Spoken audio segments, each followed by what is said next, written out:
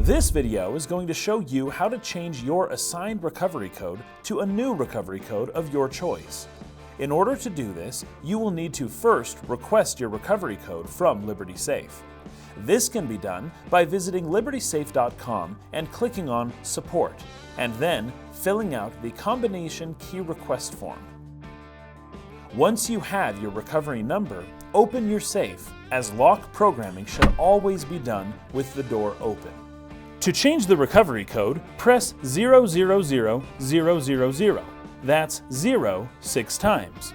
Now enter the existing recovery code. For the purposes of this video, the recovery code on this lock is 111111. Now you can enter your new recovery code. Let's make it 121212. Now go ahead and repeat that code, 121212. The recovery code to your safe has now been changed. Make sure to test your new recovery code while the door is still open before locking your safe again. To do this, engage the locking bars while the safe is still open. Type in your new recovery code and turn the handle. If the locking bars retract, you should be clear to lock the safe as usual. Now that we've verified that the unique recovery code is in place, be sure to keep a record of this new number, as LibertySafe will no longer be able to assist in opening the safe.